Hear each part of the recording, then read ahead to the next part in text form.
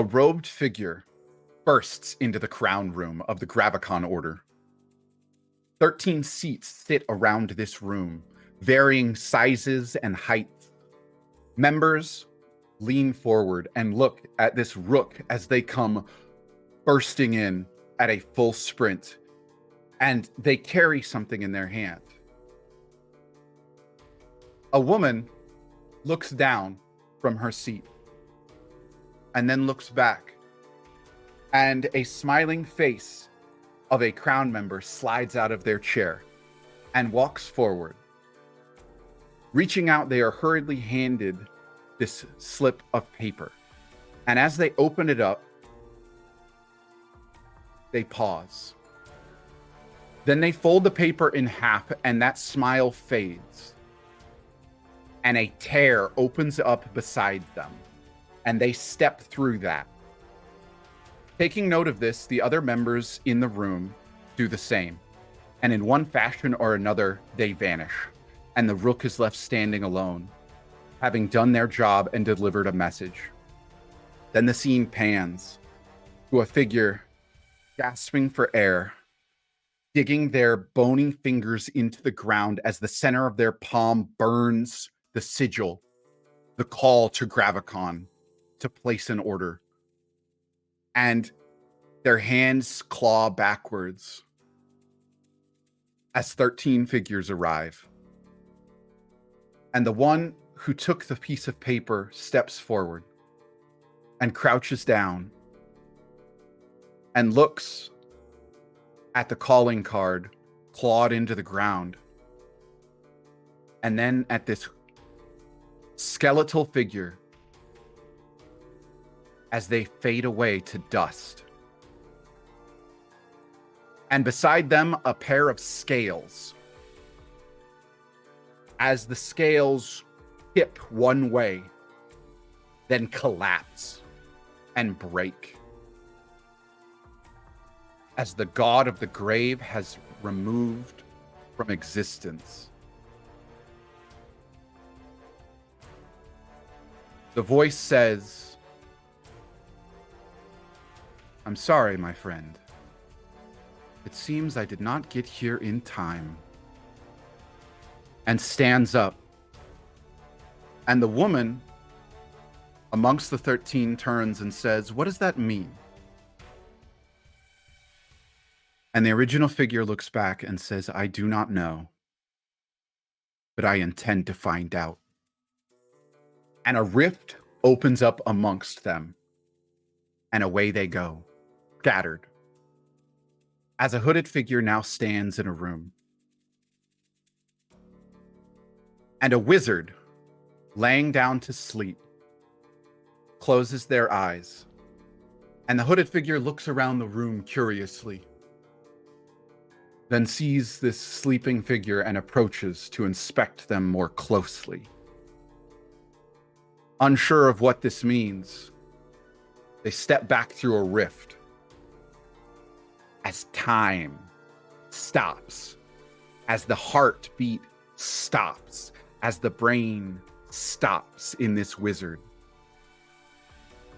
And for all intents and purposes, they fade away. Peaceful, as if stopped in their tracks, to never awake again.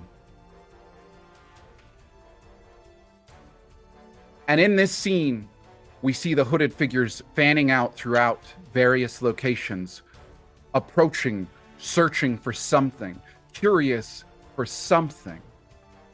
But what it is, we don't know. Because we're in the middle of a fight. I was so invested, Corso. Yeah. I was like, I want more backstory. yeah, Corso, I was ready for you just to go for the whole 40 minutes. Let's Oh my God, I was like, the I was first so half is here just for Corso it. storytelling. So we have our members of Gravvicon in the middle of a fight with a shambling mound as they wandered into the forest looking for this house with a symbol on top of it. But in between their path, there seems to be an obstacle. As this thing reached up to grab Gallagher, Gallagher stepped out of the way fast enough, and quickly Dr. Raphael Lorcan froze it in time using the slow, tripping it up, and allowing it only one single attack. It hit Gallagher again, but was not as damaging as it could have been. Quickly followed up, Taika twisting things and casting Shatter as Proxima reached out and used Inflict Wounds to do a devastating hit to it.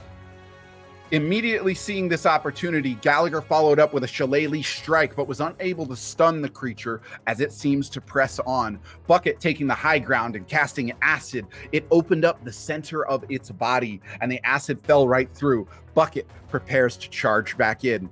At the top of the order, Doc, what are you doing next? Doc sees the acid kind of splash around and has a thought, but instead he thinks differently as he reaches out, and if a camera was panning on him, you see the 9 dots on the back of his left hand begin to glow. And as they do, an orb begins to form as he casts Chromatic Orb and sends it towards the shambling mound. Excellent. Can they please... wait, no, that is an attack roll! Okay. That is a 18 to hit. That'll hit. Cool, great. It's going to do 3d8 thunder damage. Oh, we like Okay. Chromatic Orb in this house. We All do right, like let's Chromatic do it. Orb in this Absolutely.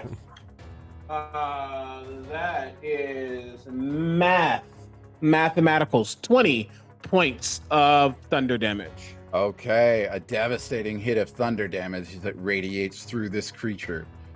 And it is not enjoying that. As it shouldn't. And so that's your attack. Any bonus or and, movement? And as I swoop, because who's next to the shambling mound? Uh, Gallagher. Yeah, Gallagher's right next to it. Proxima hit it and then stepped back because it can't do hits. Actually, Gallagher also took a few steps back. Oh yeah, I did just in case. Right. Yeah, right, so right. everyone is technically at a like 10-foot to 15-foot range, and Bucket is up above. Cool. And as the thunder, that's not a word, but cacophonates around this shambling mound, you immediately see Galileo swoop in around the shambling mound and just kind of start distracting it by hanging next to Gallagher as he uses the help action, which means you get advantage on your next attack, Gallagher. Wonderful. Heck yeah. I That appreciate is you, what Birdie. I do. Okay. And then that ends your turn, moving it onto the mound. And the mound is flowed. And so what does that do to its movement? It halves it? It halves it. Does it have Okay. it? I think it has. Yes, it has it. Thank you. All right. So the shambling mound starts dredging forward. Its movement now 10 as it slides forward 10 feet. And it then reaches out. And within range, the original being it was after, Gallagher, is within that 15 feet now. It's able to reach out and try and get them once more. Gallagher, you are swung at for a 21 to hit. Okay, I've got some news. That actually does hit. Oh, gee. Really? And so damage rolling here is going to be, that is 13 bludgeoning damage. Oof. This is one of the first times Gallagher's felt actual pain in a while. He's like, ow. As Did it is not locked expect on this. to you. And it can't grab onto him because it's slowed, right? Yes, it can't do its second attack or any of its other abilities. And so that used its movement and its attack, and that ends its turn. That bumps us right over to, that is Taika. Ooh. So Taika is going to run up to within 30 feet of it because Taika was a little bit back. I have 30 feet of movement. I believe I was 60 feet away. Okay, yeah. And he is going to run up to it, and he is just going to just hold up. He has like a napkin. I'm using a glasses wipe, and he holds up his hand, waves it, and just, well, what's under the napkin? Boom! And that's Vic, and he holds up a middle finger, and that's vicious mockery. Okay, it needs to make a That's a save. wisdom save. I hate Okay, it. I feel like you need to be making a wisdom save on that one. Chef's kiss. it got a 2. It didn't like the joke. Aw. So yes, it's going to take Gonna damage deal- and gonna have deal- disadvantage on its next attack, correct? Yes. So it's going to take 2d4 psychic damage and have disadvantage on its next attack roll. So that's gonna be six psychic damage, and then Taika pulls out his deck of cards from his robe, does a shuffle, and throws the Ace of Hearts to Proxima. Ooh. And so Proxima, that comes your way. Cool shit. So And that is What do you? that fucking that sick? is the bardic. That is your bardic inspiration, and it also is the mode of potential that helps you out on various other rolls. And when you make it and use it, I will tell you what you get. Okay. Which turns us from Taika over to Proxima as this card comes flying your way and you catch it charged up, ready to make your move. Oh man. Damn it. Oh yeah. Oh, it looks so cool in my brain. Okay. Proxima is she's gonna take a step forward, but this time she's gonna kind of crouch, and she's going to reach for kind of like the under, like not like the underbelly, but like the bottom part of the shambling mound. Yeah. And she's gonna cast inflict wounds again. Okay, so roll the hit here. Lord be with us all. And if you want to use your bardic inspiration, I can tell you what it gives you. Okay, that is gonna be a 15. Okay. And a 15 does hit as its AC is lowered by 2 because of slow. Okay. And You're then welcome. I'm gonna awesome. And then oh boy. And that's gonna be, sorry, my dice thing screwed up. That's okay. Nothing like waiting for somebody to roll. Okay. That's gonna be 26 damage. At least 26? it's not like 40. 26. Yeah. And so Proxima reaches her hands underneath this thing and again inflicts wounds, seeing the effect it had the first time and thinking this is the way to go. And as this thing is focused on Gallagher, having taken that swing at him, you get your hands underneath and you watch as this thing and then just disintegrates from the inside as you have killed this creature. Nice. Proxima is still crouching. Yeah. And the first thing Proxima does is, as the thing sort of disintegrates into dust, Proxima takes a handful of that dust and she kind of puts her other hand over it and she whispers a few words. She ignores everyone else. She doesn't care what you think. And she just sort of like lets that dust go into the air. And she, as she stands, she sort of dusts off her coat and she sort of arranges her hair. And she says, that creature was not purposefully trying to harm us, and we had to harm it to protect ourselves. Perhaps next time we can be more careful in order to not send someone who does not deserve it to their death. Yes? Bucket's gonna slide down from the tree and he's gonna shout, "Are you sure about that? Because that seemed pretty vicious to me. Trying not to hurt us in defense? I don't know, Proxima." A creature in its natural habitat has not done anything wrong. We are intruders in its space, and it is our duty and our obligation How alive to is it? treat the nature here with respect. This is your Nature's homeland. I would nature. think that you know this. Gallagher's busy just poking it with his quarterstaff. He's like, You know, I like the way it moves. Wish it was alive so we could dance again. And Proxima turns, and she, like, actual anger. And she says, and you will have more respect for the dead. And just, like, walks a little forward. Gallagher dances with his fingers instead.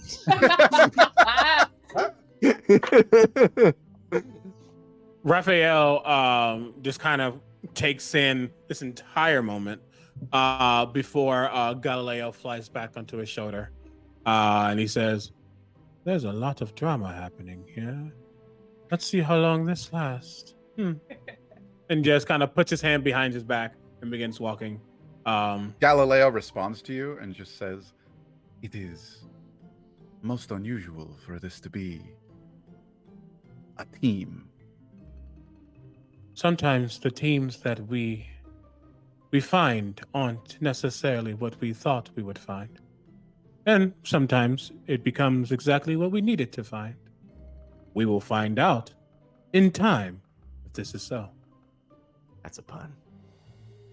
Can Bucket examine the dust? Because, it was a vine creature, so Bucket's a little confused on why it turned to dust. So can you examine it to see if there was something about it that, was different or weird? Yeah, make an investigation check for me.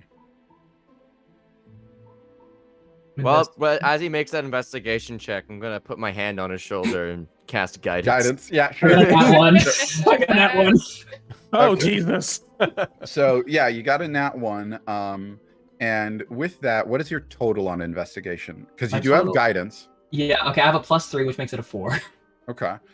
And roll that in that D4 Oh, in the guidance. I'll roll that real quick. Yeah. We only do nat 1s and criticals on attack All right. rolls or not skill checks, right? Well, that's a 7. Yeah. Okay. 7 in So- total. 7 at total. Okay, so with a 7 total, you thought it was strange that a creature like this would disintegrate like that. That seemed a little off. And you're right. You had the idea to look into it, but as you went to pick up like a loose vine, it too shriveled up, and that just seems very odd to you. The reasoning of why it doesn't seem to reveal itself in just the grabbing of the dust, but you're definitely with that in mind, thinking, I don't like that. Can I call everyone over and ask about it? I'm like, listen, everyone, that was vines, and now it's dust. That's not normal, is it, right? Well, go for it. Well, in my time in the astral plane, from what I remember, I did come across many people praying to my astral self, and sometimes they would use spells very similar to Proxima and causing a sort of necrosis, a flesh-eating disease, attacking very viciously at the cellular level. So, depending on what just happened with your magic, Proxima, could be possible, could also be mysterious. All will happen in time. Ain't that right, Lorcan? Ain't that right, time? Pat him on the back like, I got it. It was good. Gallagher's gonna cast Healing Word on himself because he feels embarrassed. Also, I'm very badly hurt. Can I roll an Arcana check to see if I have any idea what with my rave domain expertise? All right. And I was going to also follow up with an investigation. Well, on one side, I'm going to start looking at it as well. We'll just see What makes the dream work? Go ahead and give me that investigation and Arcana from Proxima, because you were the one who used the spell. That was an 11. Okay. And what did we get for Doc? 29. Okay. So, yeah, your investigation at this, Proxima looked and doesn't understand why her magic did it that way. She's killed things before or used inflict wounds before, and the necrosis is a thing. But to the point of just dust? Not sure. And our Chrono Wizard takes a look, and to you, it just seems like that would have happened maybe if inflict wounds had been held on there for a very long time, like much longer than she had. Mm-hmm. But if that had been held for a long amount of time, that might have done the trick, but she didn't. Perhaps we are in a time-displaced version of your home. Well, what she has done could have been possible, but not in that amount of time. I don't understand. What do you mean? So you're saying, is that something beforehand, or did this, or Proxima did this, but inadvertently did it over a lot? What? I think it's a little too early to tell. This was just one thing, right? Information is useful, and we know a bit of information. We shouldn't linger on it, though. Yeah, perhaps Taika is right. Maybe we just keep moving forward and we see what happens. But we keep our eyes open? Can I pick up some of the dust? If there's like any like vines left that haven't disintegrated yet, is there any way I could like pick those up and store them just in case? Yeah, we'll say that you've got some kit on you or something in order to scoop something like that in. Okay. And- so I'll pick up some dust and like a vine if it's still there. Of course, so while all this was happening, I think Taika was kind of like, as he wasn't involved in that exchange really, was kind of like scouting around, making sure that nothing else was moving, or if anything, looking for some more like vines on the ground that could potentially trigger something. Yeah, make a perception check. Would love to. That is a 22.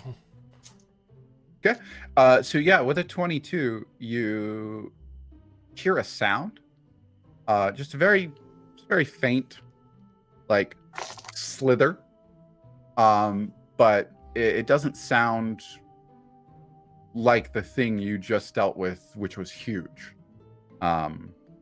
And you, paying attention, used to observing an audience and catching all these little details at once.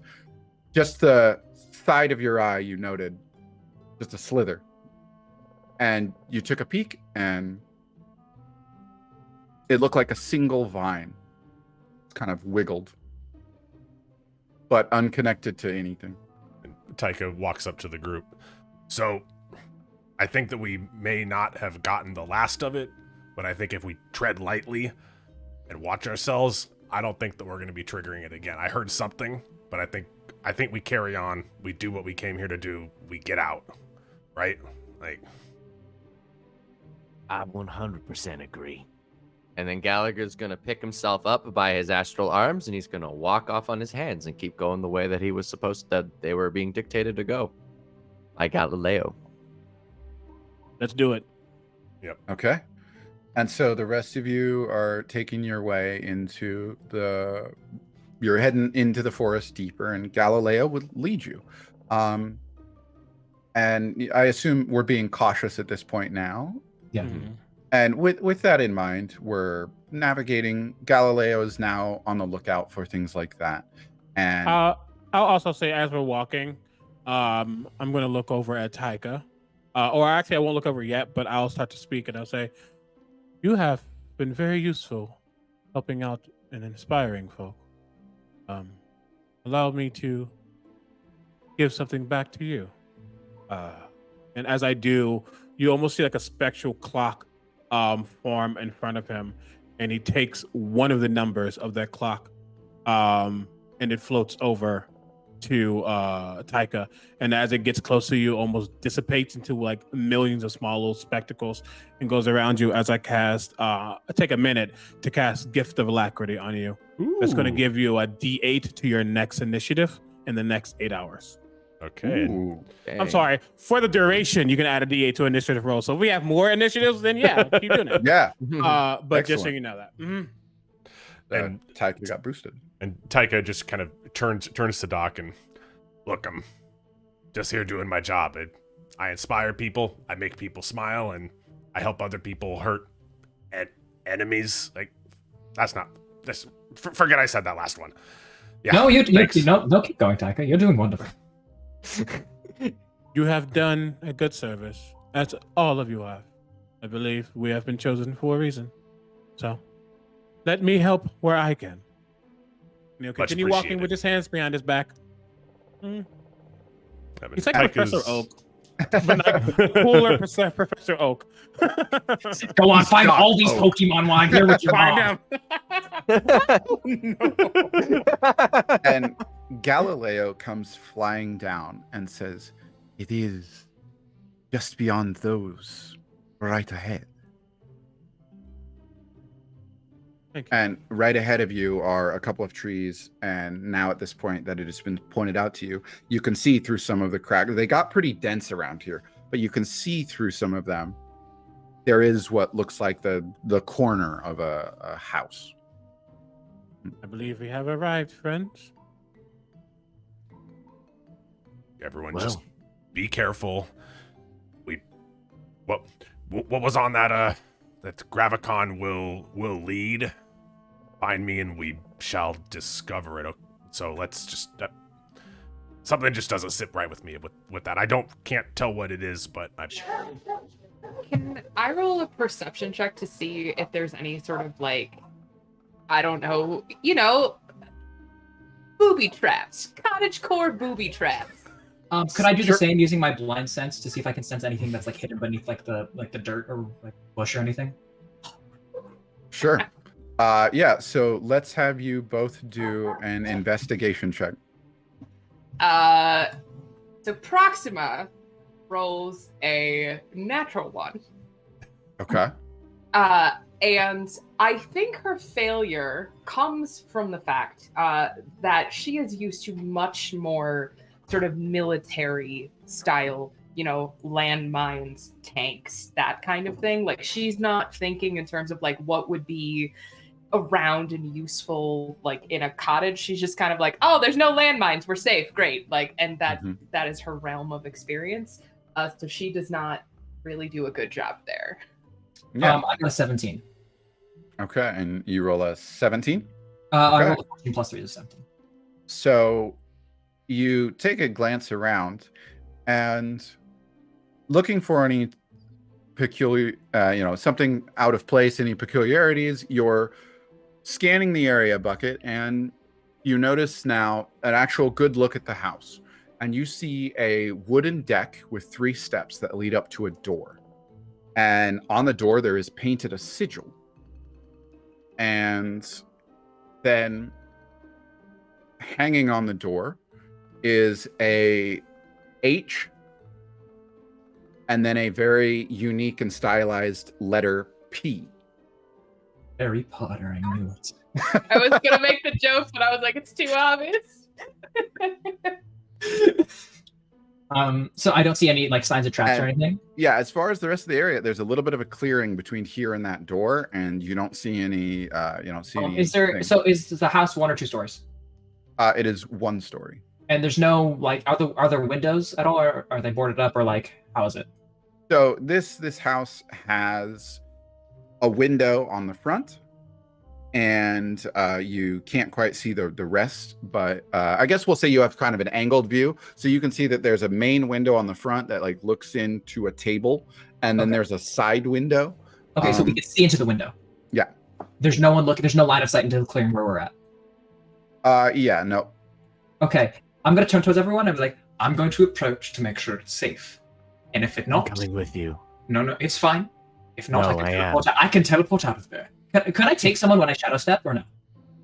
I don't believe when you shadow. You mean Misty Step? Is it a Misty Misty Step. Step? It's a It Misty could Step mean on Shadow you. Step, but it probably means Misty Step. Yeah. Yeah. Yes, Misty Step. Sorry, I'm sorry. Yeah. Yeah, Misty Step. Yeah, just can you. Teleport? I can. Look, Bucket. If this is how I go again, I'm eager to meet my master once more. So, And I climb on your friend. back, and I give you my Misty. Wait, how long have we been walking to get here since the shambling mound? It's been about 15 minutes or so. My arms are no longer there. I'll be at the ready. I'll be at the ready like a Yoda. All right, so I'll pull out my rapier, and I'll have like electricity crackling in my other hand as I approach, and I'll be ready to Misty Step in case anything does happen. Excellent. And so where are you approaching to? I'm gonna just walk straight up to the door. Okay. Yeah, and you walk up to the door, and yeah, you're able to walk right up and nothing happens. All right, I'm gonna turn towards. As he's walking up, I look at Taika and Proxima, and so is Gallagher with him or no? He's on my back. Yeah. Jesus fuck. Okay. I look at Taika and Proxima and say, if this is to be effective, perhaps we should not be as open. I'm gonna look back and I'm gonna like motion to like flank around each side of the house so we have all angles around.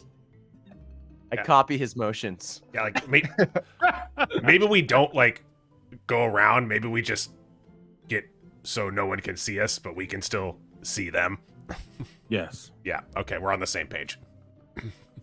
Yeah, and Doc will find like a tree or something and just attempt to stealth himself a little bit. Same. So all of you there can take up positions, and you set up, and you're looking to keep an eye on them, but stay out of view. Mhm. And okay, so Bucket, you're at the door. I am going to, I guess I will I'll knock and I'll open the door if it's not if it's not locked. So you knock at the door, and do you immediately turn the handle, or do you wait? No, I'm gonna wait to see if there's a response or not. So you knock on the door, and there is a response that comes, and it sounds kind of garbled. You hear, Hello in there. I have a flyer here, with your symbol on it that's painted quite literally all over your house. Could you tell me what it's about, possibly? I'm sorry, you're going to have to speak up. Don't mind. Gallagher says, "I'm here to find it."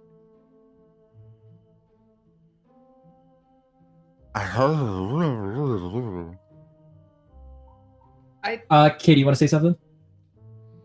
If before there was interesting things happening with time, as you said, Doc, is it possible that maybe time inside the house is different than time outside the house?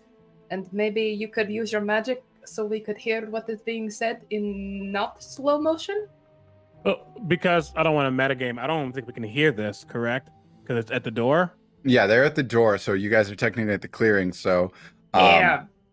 Yeah. But I like your I mean, thinking. I'm with you, but I'm like, I don't know if we can metagame. Yeah. I don't want to metagame. Yeah, I wasn't sure if we could hear it or Gallagher's not. gonna jump. Gallagher's gonna do a little flip off of Bucket's head, and he's gonna say, I'm gonna open the door and see what I'm happens. like, maybe you should get ready. Can you cast Shillelagh again or no? I do. Yeah, I can. That's a cantrip. I just cast Okay. Shillelagh, lightsaber up. He spins it around in the air. All right, And then Bucket's gonna take his sword and he's gonna like. What kind of doorknob is it? Like a round one or like what? It is a handle with a push down, like, click, and then... All right, Bucket's gonna push down with the like he's gonna stand back and he's gonna push down with the point of his sword and he's gonna like push the door open like with the flick of his wrist. And the door swings open. All right, I walk inside. And, all right, so Gallagher walks inside. Bucket, what do you do? I will follow him roughly like 5 to 7 feet behind. Okay, but do you, like, enter the doorway? Yeah, I'm just like can I see them like hiding in the clearing or not? They made themselves sort of scarce. So Actually, here's what I'm gonna use. I'm gonna use my cantrip message to contact Doc, and I'm gonna say, I'm gonna let everyone know that if anything goes wrong, I will teleport out and scream. Okay? That is not the message I would have liked to hear, but would you rather we wait outside? Just be ready in case anything does happen. Good to know. All right, And and then I'll wave and Bucket will like dip inside after Gallagher. And the two of you step inside. What are you guys out in the clearing doing? I'll say to Taika and Proxima, they're going inside. I do not actually know what's going on, but if they have the abilities that they could have, I have no reason to not trust their potential. Could I keep communicating with Doc as we're walking inside? Because he can communicate back with his telepathy, and I can just keep using my message cantrip to talk to him. Yeah, you could use message. All right, I'll just keep like just slowly updating him, Doc, on what's happening while I'm inside. It's a walkie-talkie. Doc, this is Doc. Do you hear me? Over. So yeah, you told Doc what you're gonna do, and then you stepped inside of the room. And as you do, following Gallagher and Bucket, what you see before you is you see someone sitting at a table, and they are We didn't see drumming. them through the window before. No. And they are drumming their fingers.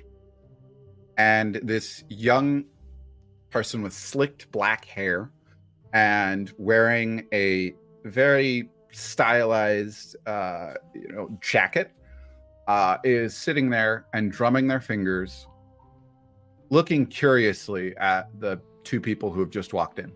I'm gonna ask Doc, like, can you see anyone inside through the window?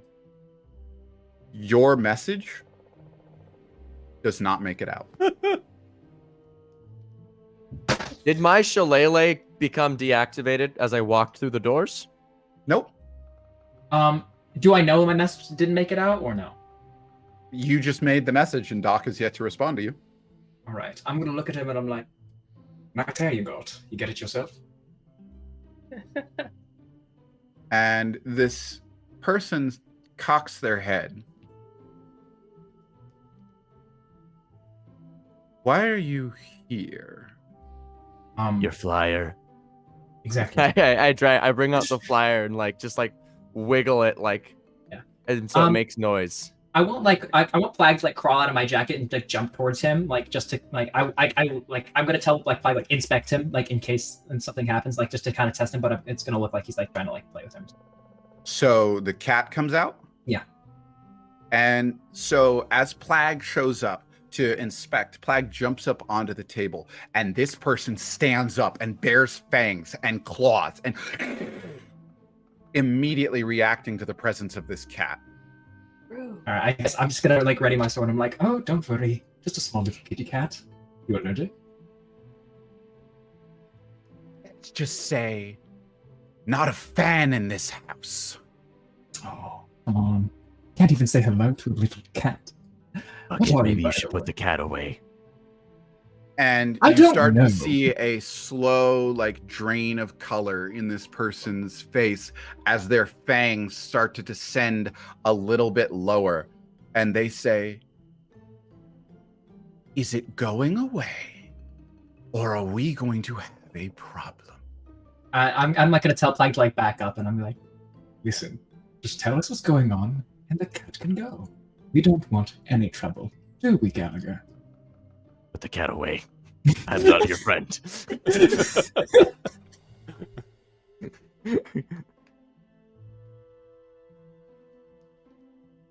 And as the cat relaxes back, his fangs retract a little bit, but he still takes a step back. And he calls out, someone's here.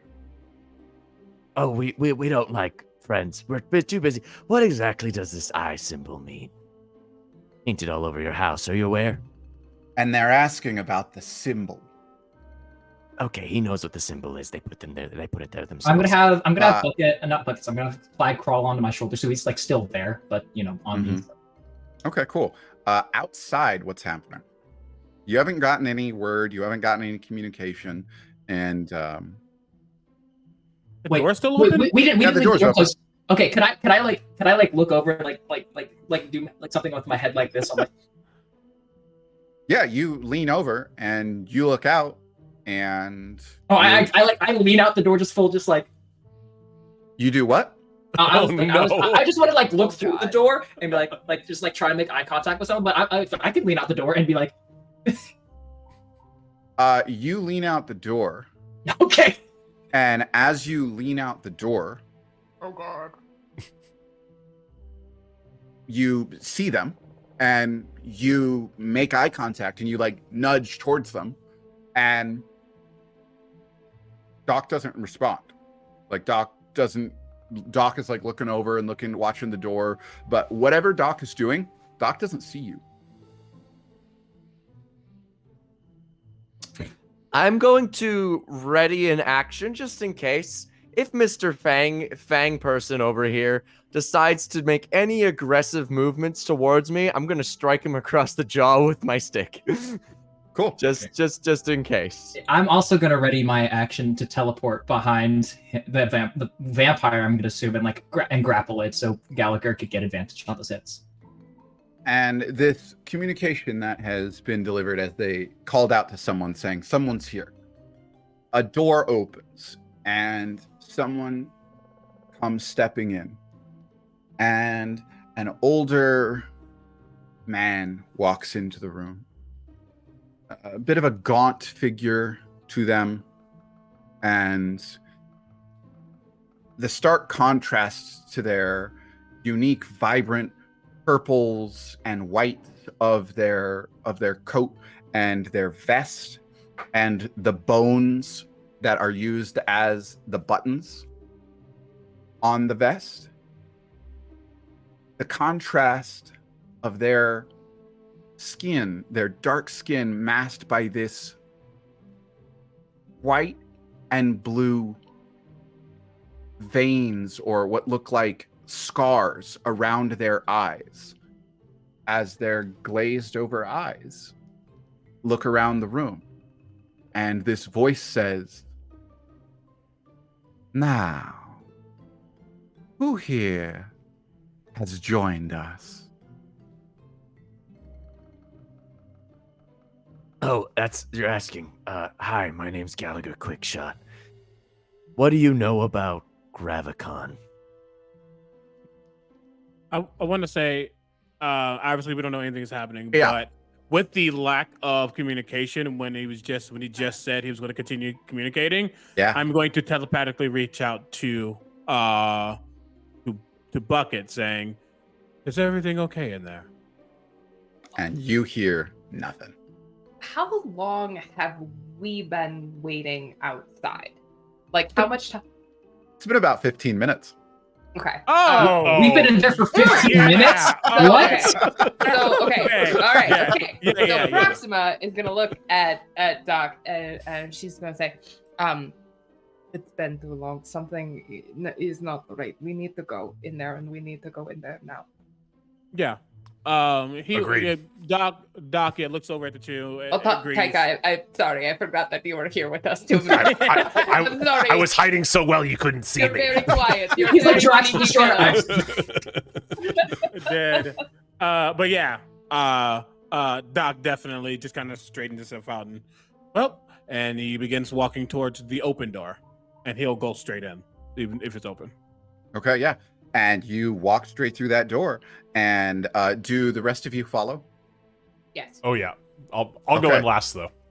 Okay, cool. And so, yeah, you walk right through the door and you step right inside. Then immediately Proxima comes pulling up the rear. And a moment later, Taika steps through. And the three of you are now standing there as Gallagher and Bucket are standing, Plague on Bucket's shoulder and Gallagher with a shillelagh charged up. And across from them, you see there's a table. And there is someone standing at the back, very on edge. And this gentleman who has strolled on in, having just been introduced, says, "Well, pleasure to meet you, Gallagher Quickshot. Sounds like there are more people who have joined us. I am Heretic Portvane, but you can call me Harry. It's a pleasure to have you join us. Don't get many guests recently, but, well, you seem to have met Amir here," and turns his head.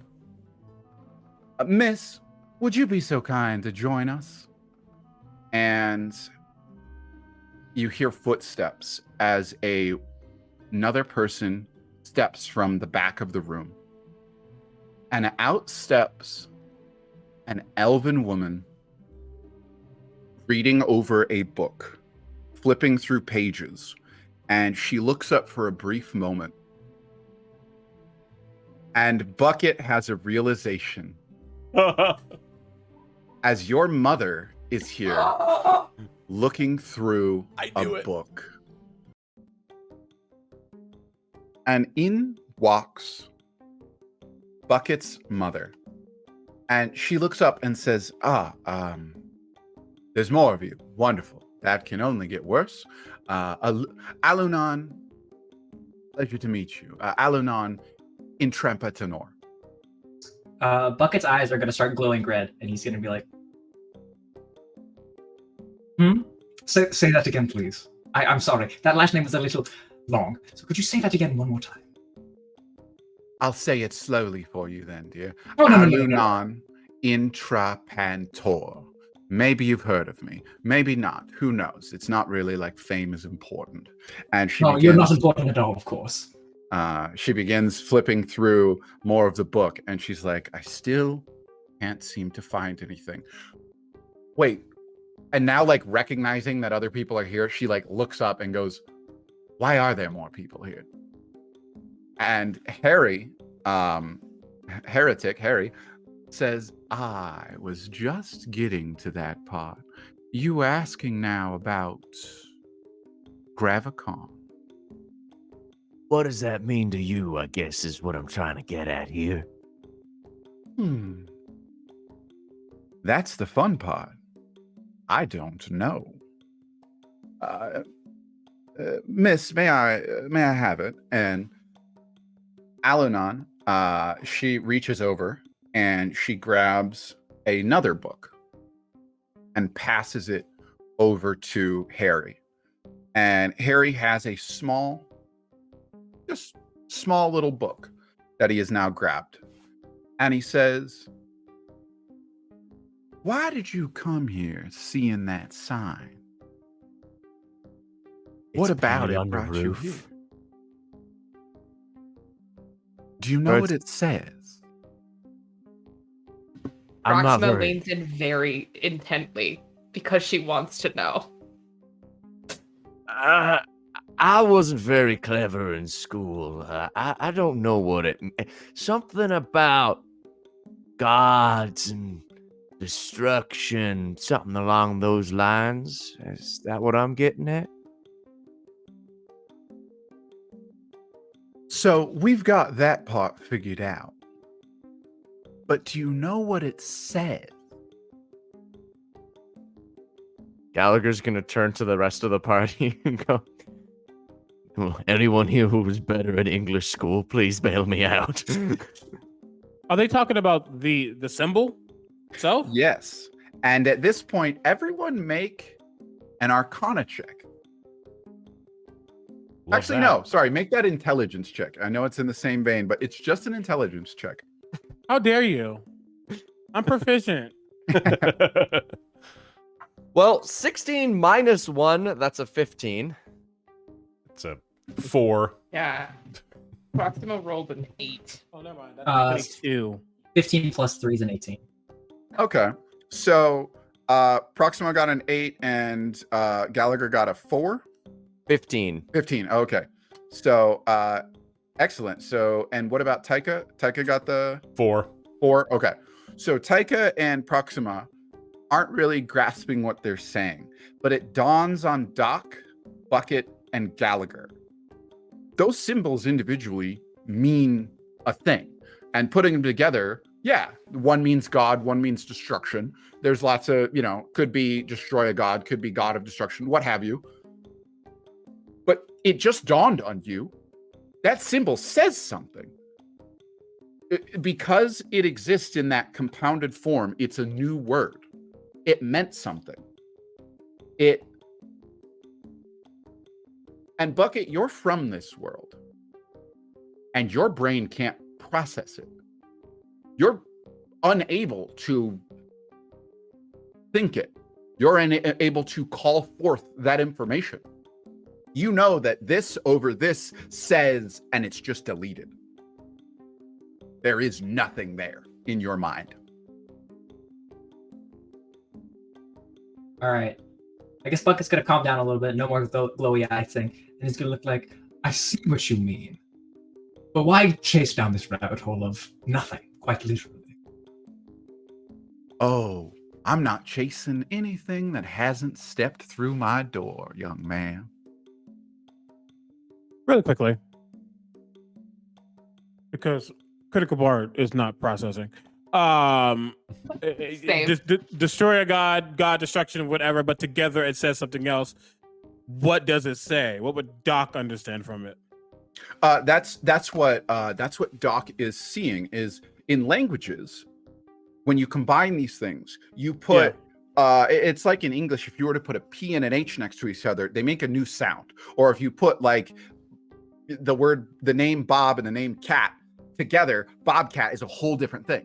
Yeah, it's a thing that's referring to something, and Gotcha. This in your brain is like that must be an actual, like that's not that's a word, that's a thing, and your brain is only letting you pick it apart. It won't let you say the thing.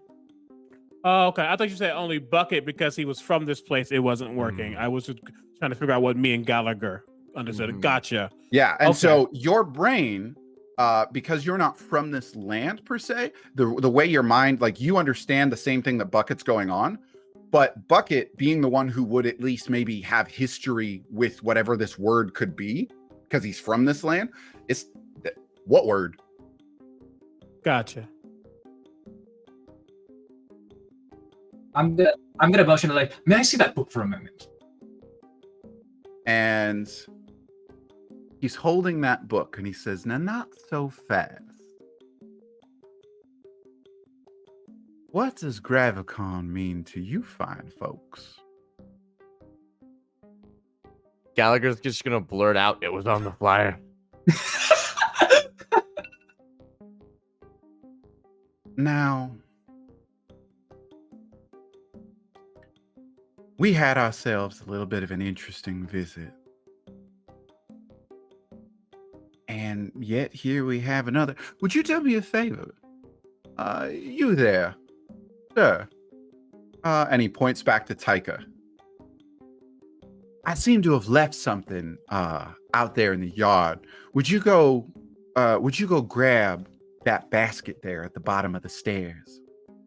Was that And I'll basket- explain everything. I want to insight that before I go do anything, please, and thank you. Yeah, absolutely. Yeah, Taika. I want to see if I'm sensing any malicious intent on that. That's an 18. Wait, no, just Okay. kidding. That's an unnatural 20.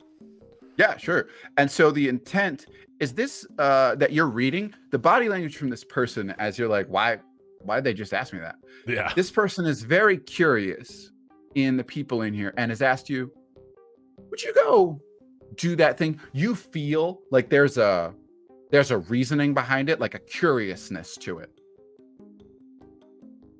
While this is happening, Doc wears a couple of rings on his hand, on both of his fingers, but one of them on his right ring finger is a copper cog, like that was within a timepiece.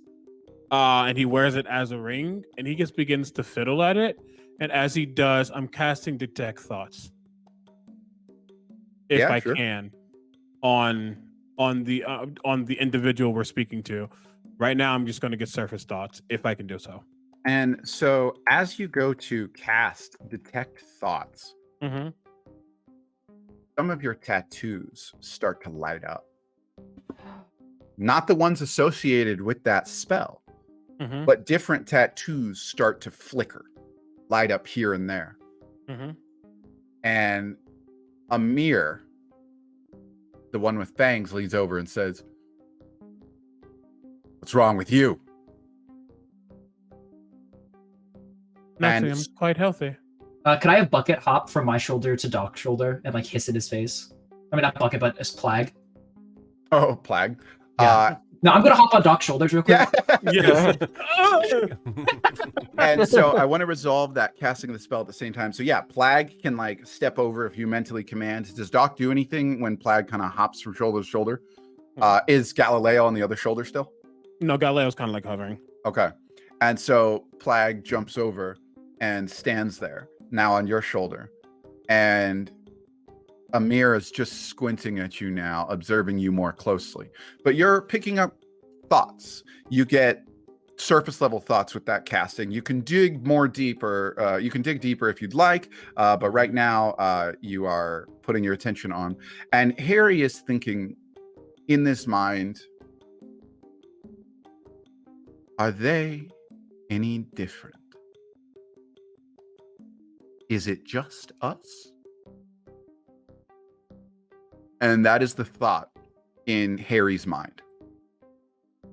Okay.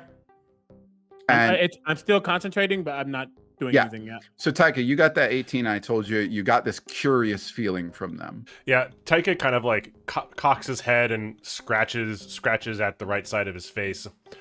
Look, I've played and gauged so many audiences in my life. What's in the basket? Why do you need it? I'm not just gonna go do something for you. I can respect that. Young man, I'd just like to know if you can get it. I'm going to telepathically to Taika, still watching with intent, have not moved my face, telepathically at Taika. Do it.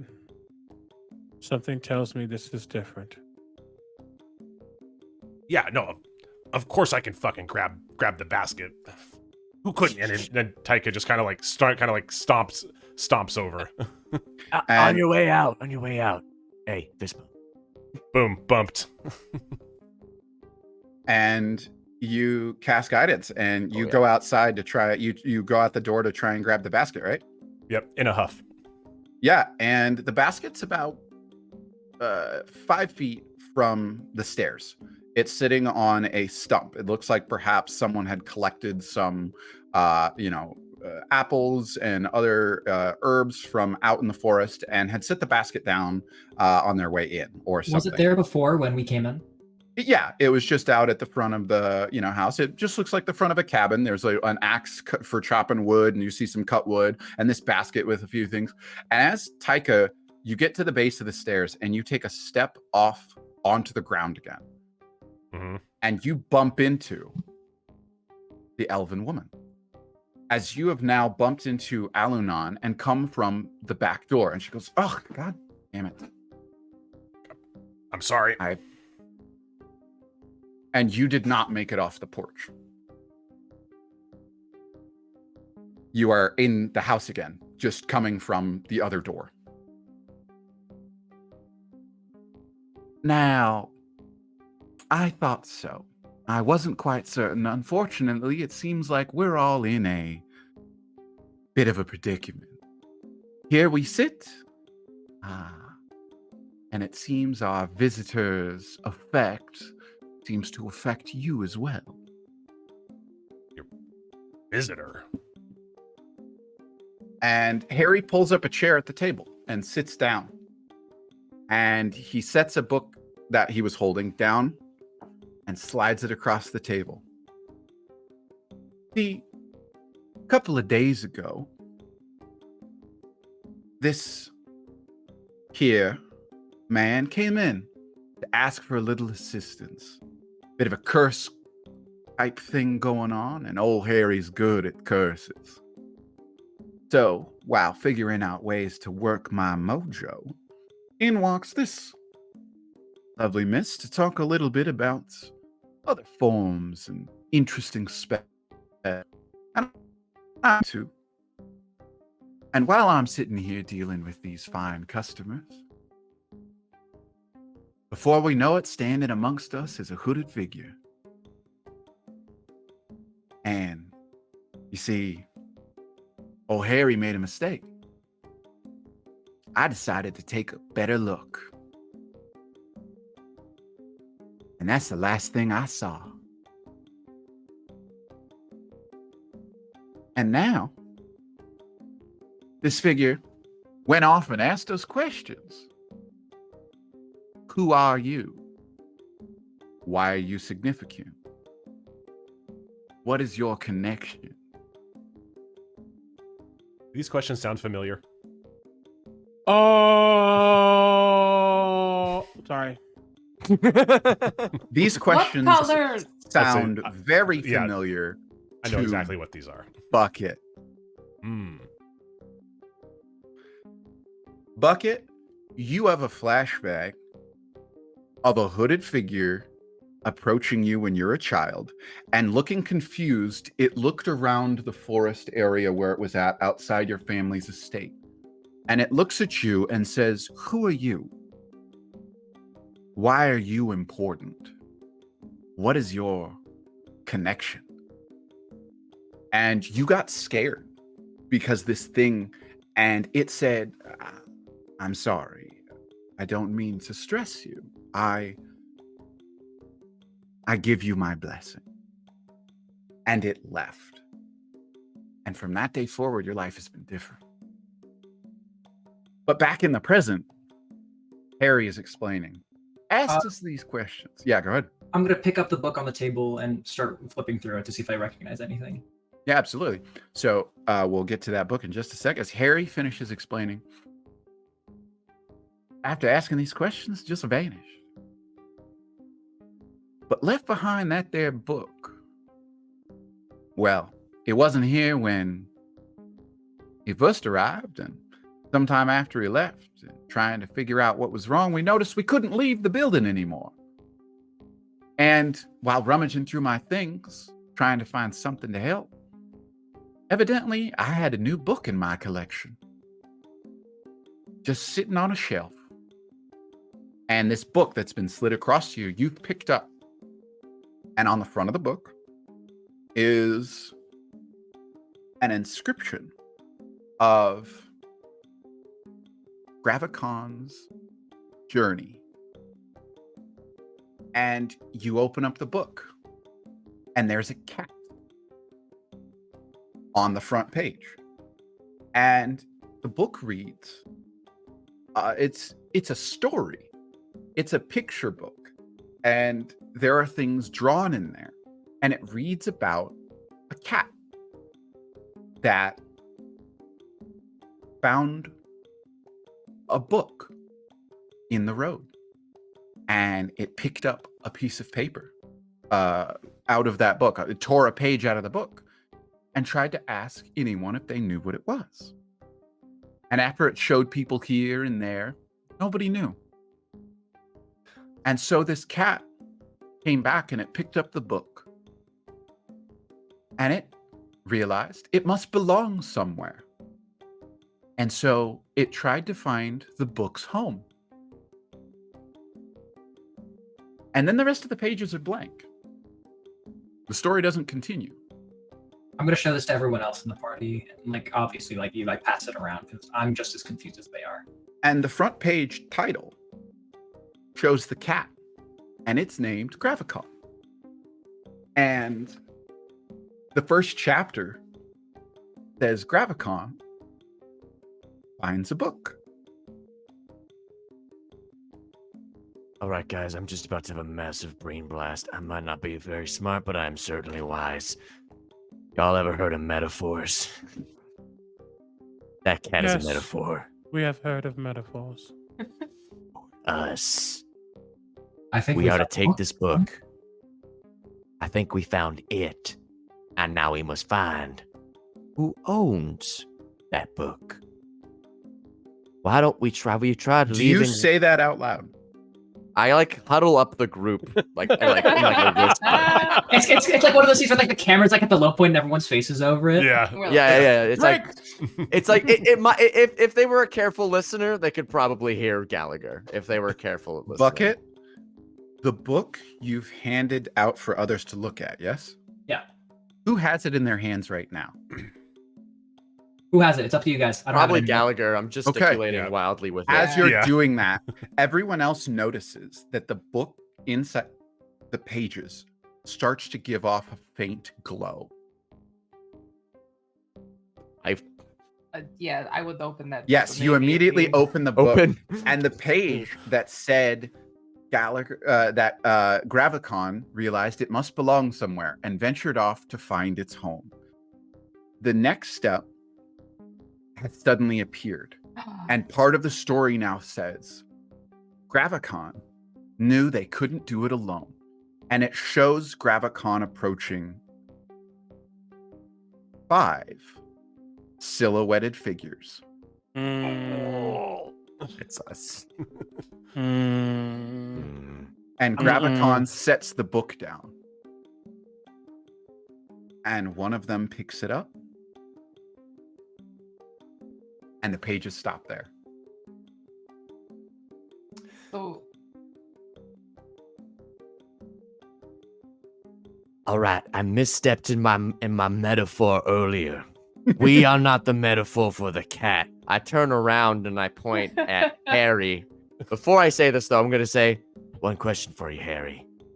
Are you a wizard? God damn it.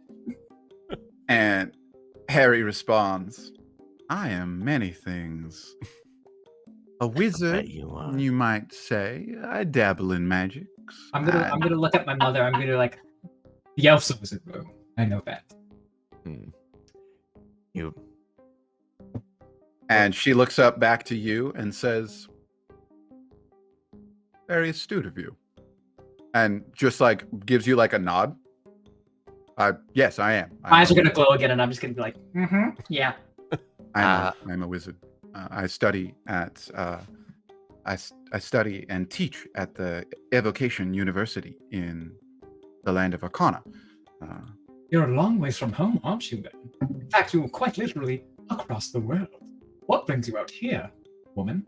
No, I'm gonna say that last part. Yeah.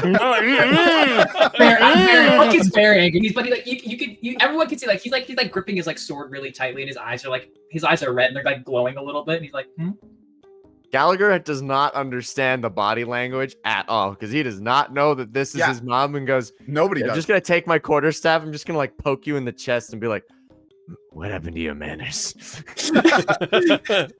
And she responds, well, I was simply here. I was simply here to look more deeply into a new type of spell. I heard that a heretic Portvane might have an in on some form of the incantation. And now it seems I'm wrapped up in this garbage situation of a day. And what does bless my lineage even mean? That's my lineage. Why is that relevant?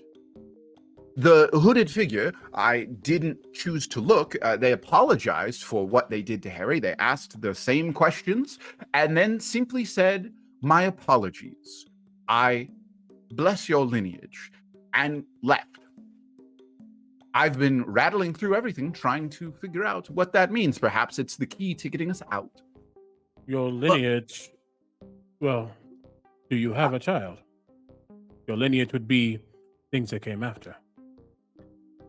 Which is silly because I don't have any children. I'm gonna have Flag jump into my arms, and I'm just gonna start petting him very profusely. Ask like really rough, just like. Hey! No, it's fine. It's hey.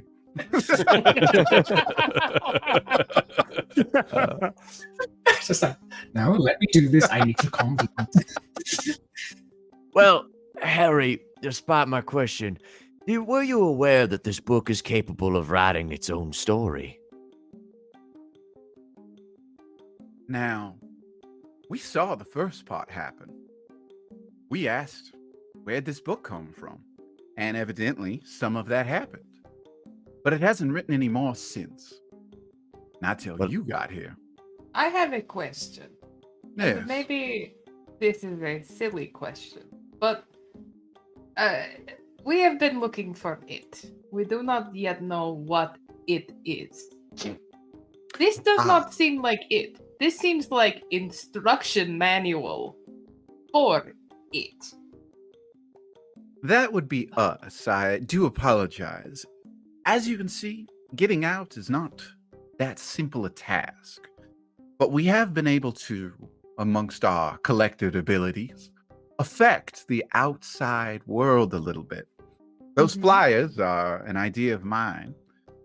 I figured if anyone understood the symbol that's in that book, and you can see the same symbol is in the book, when... And that symbol isn't actually tied to Gravvicon at all. There's no connection that you understand. Yeah. And as you see,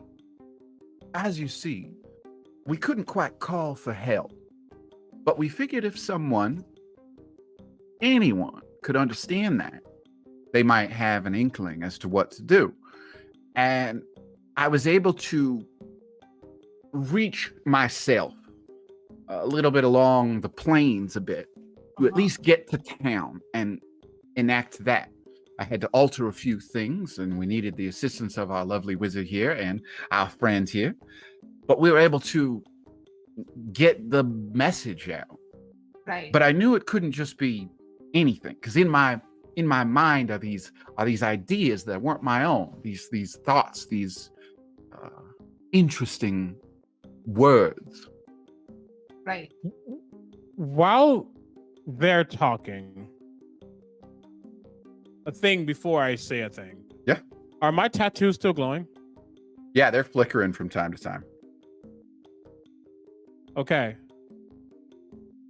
Being a wizard of time, seeing as we are stuck in a time warp-ish that we can't get out, time seems different inside of here than it does outside. All these things. And I ascertain, I'll even begin to ritually cast detect magic during all this to just see if I can understand the exact type of magics that are going on, and if I feel connected to it at all. Yeah. So as you cast Detect Magic, it would allow you to now Detect Magic is a concentration spell, right?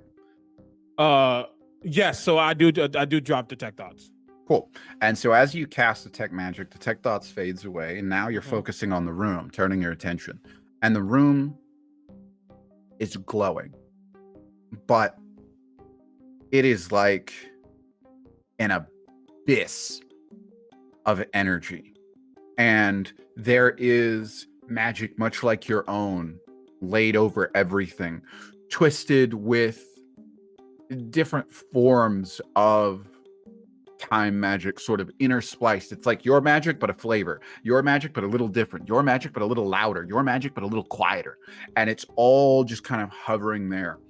And you can see a lot of that magic layered over everything.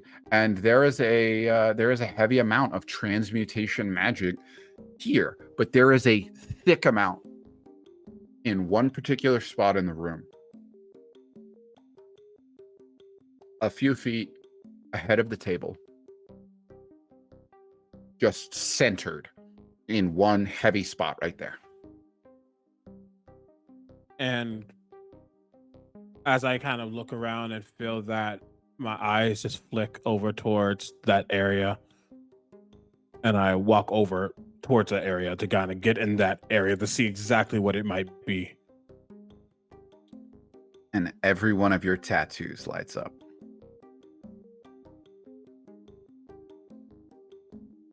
Doc, are you all right? I'm fine, but there is a heavy concentration of magic where I am. Oh, so you noticed that there too. That was the last location I saw anything where that being stood. As it showed up, never even moved an inch, just looked around, asked a couple of questions, and left. And even in that, all this mess.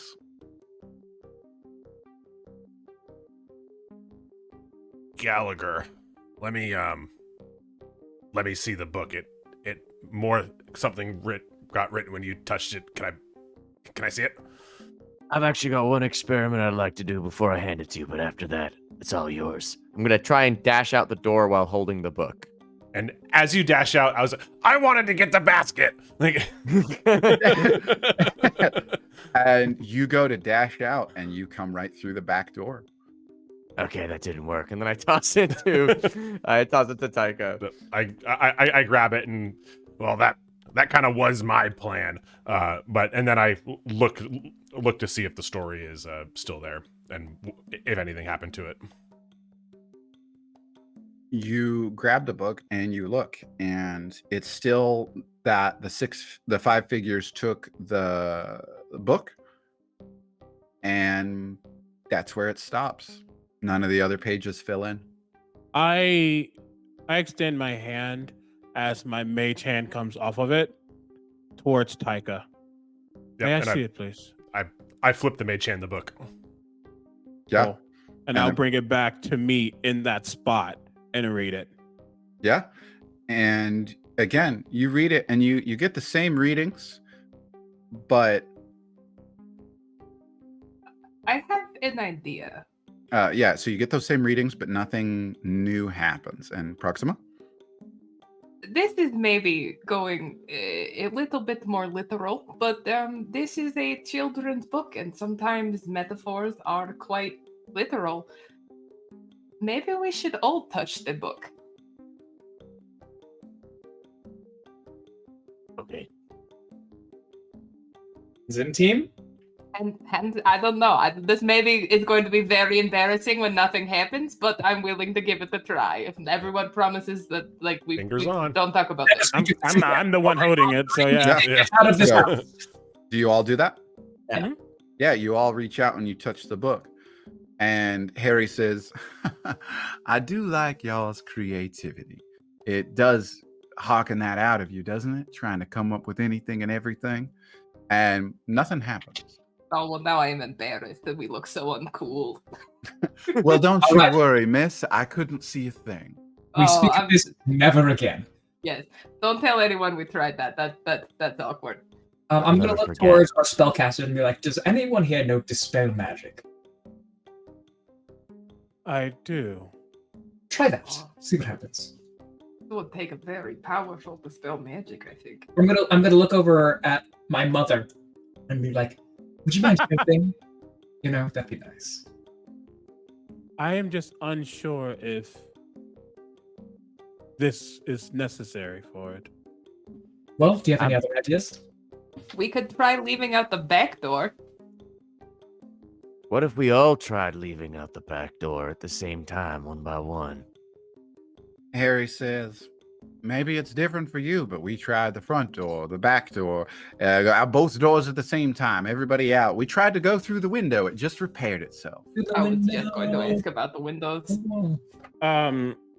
Doc steps out of this area, and just because he also knows specifically, while Proxima is divine, Taika is more arcane. And he says, Taika, can you stand here for me, please? Yeah. Where I just was. With pleasure. And Taika, stands over and does like a little bow as he stands right in the center where Doc was. Certainly. Does anything on him glow? Is there anything specific? Anything react to this area? Nothing. And like Taika starts pulling out like a deck of cards, a handkerchief, like just like a bunch of just like random crap out of the cloak that's like draped over his back, and he's like trying to see if anything is glowing the same color that Doc's tattoos were. Nothing. I really think we should just try and dispel whatever is on this house. As Taika starts Have you all putting tried this already? And the woman responds, I've tried to cancel it out, but nothing seems to stick. It's like the residual of whatever that thing was warped the area, and I don't know how to unwarp it. And I recognize that, like the question that they asked, right? Yep. Could I go like stand in the area and see if anything happens? Yeah. You step into the spot? Sure. Okay. Oh no. And as you step into the spot, your body starts to change. And everyone notices as Bucket, without thinking about it, doesn't even really sense it, as their eyes shift to a more luminescent version of their red. And little bits of darkness start pooling down their tear ducts. And you can see that as they breathe, little puffs of dark mist are filling the air around them. And Bucket is standing there just thinking as a shroud of darkness starts to overtake them. And there is a flash for a moment of a skeletal half face of Bucket. As Bucket's necrotic shroud begins to activate.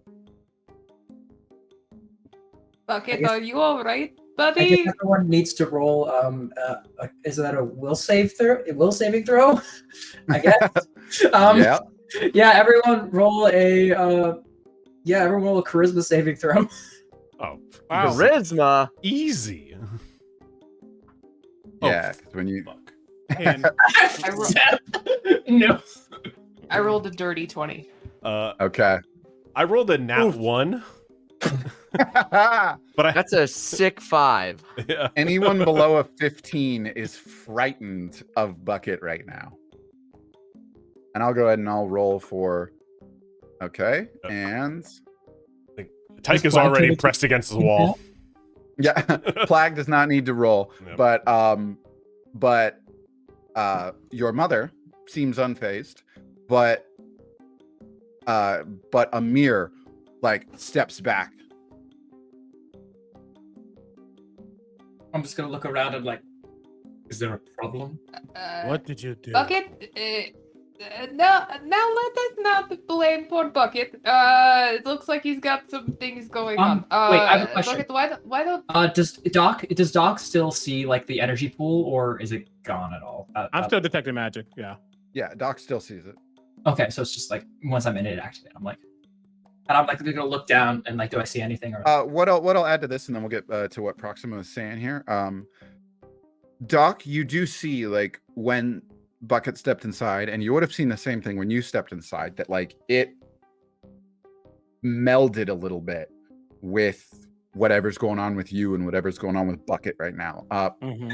Proxima, what were you saying? So far, this magic has affected two of us quite strongly. Maybe I don't know. We all take turns stepping into the circle to see what happens.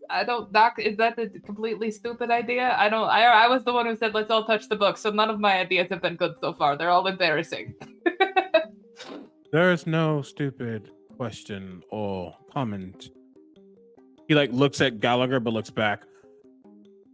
However, in my necrotic form, I'm gonna like reach for the book from whoever has it.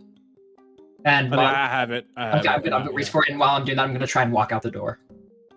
Yeah, and you've got the book, and you walk out the door, and you come right back. Damn it! Hey, while I can't see him, because if I'm being honest, that guy made me kind of piss my pants a little bit. What if we all huddle together and see if we can sustain?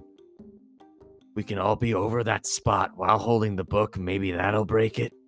Taking sort of a little bit of proximity. I really think we should try. I think, I'm like dripping with darkness. I really think we should try and dispel magic. Can you please turn your necrotic self off? I'm not going anywhere near him. Can I turn it off? Yeah. So it lasts for a minute, but you can kind of bring that down. All right. I guess I'll swallow the darkness back into myself. Yeah. Swallow the darkness. And as you do, everyone like relaxes. But Proxima like nods. She's like, I just want you to know that's very cool. That's pretty metal, right? That's pretty fucking cool. That is a cool feature. I like that. That's fun. I like that. Cool. I do believe we are overthinking. However, I am curious to know. And he looks at Proxima. Just step in the space. All right, and Proxima very awkwardly just like does like the I don't know what to do with my hands, and just kind of steps. And you step in the space. And Proxima, you are a half changeling, half tiefling, and your horns lightly sit across the top of your head. You typically hide with a hood or a hat, which you're currently wearing one, right? Yeah, I'm wearing like a yeah, and you're wearing a big hood. And as you step inside of the space, your arcane focus as a cleric, your ability to cast, begins to glow. And you almost feel like you're channeling divinity right now as you begin to like, and you start to glow and shift here. And when you do, Harry at the table starts twisting and shaking and slams his hands down on the table. And with his eyes closed says, "It is but a curse. It is a chaos. It is out of place. The book goes home. The home is where the book comes from, and yet it cannot be seen. It cannot be found. What is right in front of you cannot be seen. You must boy. Okay. shatter the way. You must escape."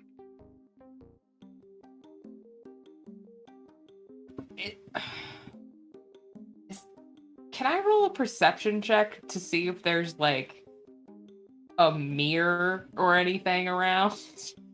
Yeah, he's right there. No, No, like damn it. I hate you. Yeah. Go right ahead. Okay. There's a mirror. There's a mirror okay. in here. Okay. Oh boy. I just feel like I keep taking things so literally and then it doesn't work so good. Proxima, just do it. All right. Can I don't Proxima's Scottish now, it's fine. Can Proxima just walk over and punch the mirror? Yeah. Just okay. Do I need to like check? Yeah, just roll an attack roll for me. Okay. Oh boy. That's a 17. Yeah, and you just crack that mirror, no problem. And I wait expectantly. And then Proxima once again just looks around awkwardly and goes, I'm very bad at this. And then just sort of like blinks away. Has Gallagher Sorry Harry- about your mirror. gone on the? And Harry says, doesn't mean anything to me. I wouldn't use it anyways. I'm still, I feel bad. I'm here. I'm not respecting your space. It's you said shatter. I wanted to take it literal. I don't know. It's fine. I give up. My apologies, Bucket. You said something, and I think it was overtaken. I'm gonna stand back in that spot with the book, and a rune's gonna glow. Actually on my stomach, but you can't really see it because I'm covered up. And that time specifically is the first time ever I had my heart broken. And using that break, I'm going to cast Dispel Magic, not on the book, but in the space. While to Doc, it feels like this space is like a power supply. So if he's amplified, see if that amplification will do the job. Cool. Roll me a ability check using your spellcasting modifier.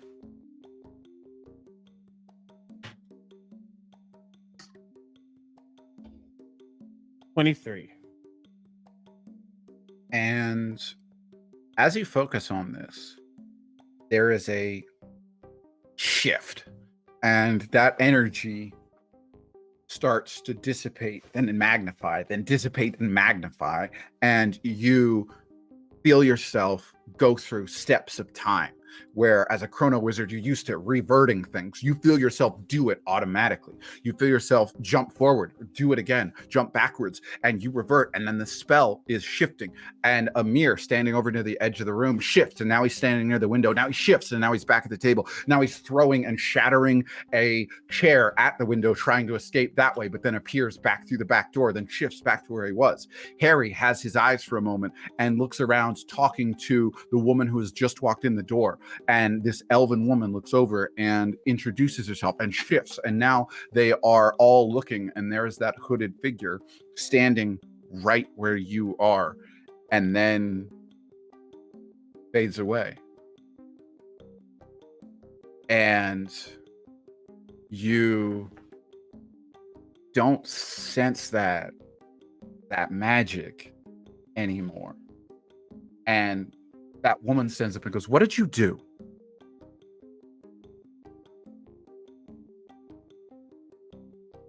I am a conduit of time. If I know the exact time to shatter,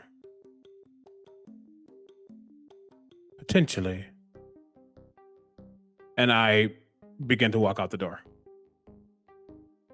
And you walk right out the door. Nice.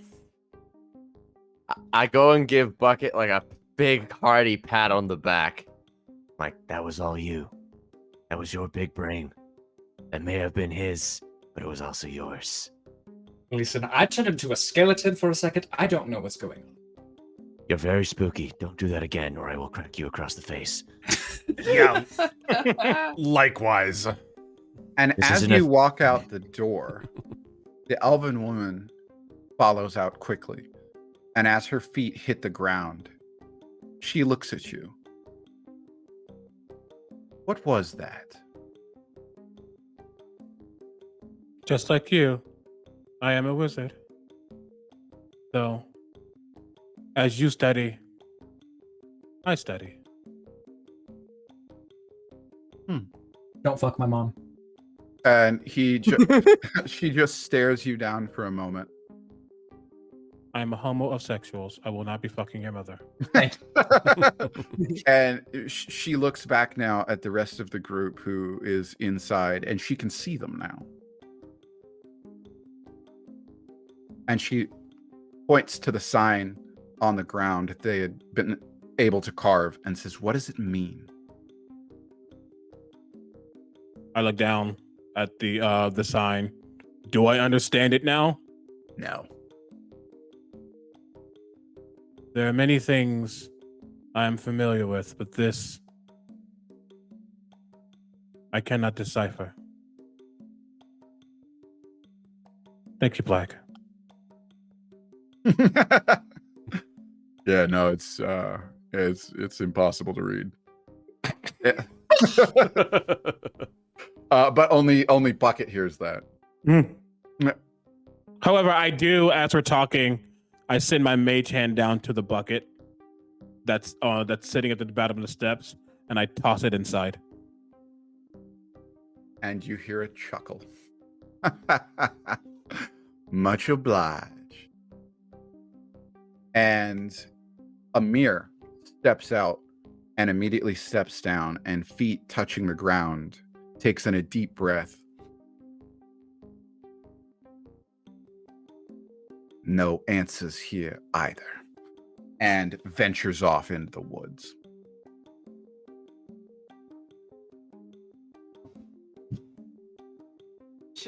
Should we follow him? Oh, he just leaves. Oh, And okay. you're welcome to. He said, "Bye." I feel like our mission lies with this booklet. Yeah, why don't we pop that We're bad boy supposed open to- again? Oh, I have Yes, open Yeah. the book. Yeah. Bucket, real quick. Yeah. I mean, yeah. So I'm gonna like flip it open and see what it is. All right, so Bucket's the one who had it because he ran through the doors with it. Yes, and as you open it now, you see that the five figures, I keep saying six, the cat is included, but the five figures. Oh, Galileo! that are Where's shaded- Galileo? Yeah, the five shadowy figures have the book. And they ventured into the woods. The story is written more now. And they ventured into the woods. And they spoke to an old witch. And the witch did not know from whence it came. And so those five told the cat, "Don't worry, Gravvicon, we will find it." And they ventured into a small town with a sign out front. And as they look at this signboard poked onto the board, there is a sign with the cat that says, "Help find me a home." And the cat is holding the book in its mouth. And these figures have walked into a small town. And that's where it stops. And that is where we're going to take our break for the week. But not just yet.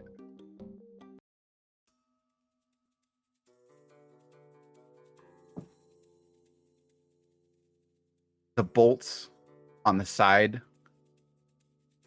of a trunk click. And as it slowly opens up, a pair of eyes look out to make sure the coast is clear. Then lifting open the hatch, a young boy rolls out. And trying to be as quiet as possible in the back of this cart, stretches and crawls to the back, grabbing the canvas, pulls it back just a hair to take a peek to find out where this new destination they've found themselves in is. And looking out, they're on a road, and there are trees lining the road as they continue by. They can hear noises up ahead, And then they see 5 figures crouching, coming up to the road quietly as they observe the cart passing. Then one gives them a symbol, and they begin down the road. And as this cart continues pulling in, it passes a sign, and it enters a town. And the boy smiles and slips out of the cart, unbeknownst to anyone, hands in pockets, and starts strolling this new found place. And that is where we do, in fact, end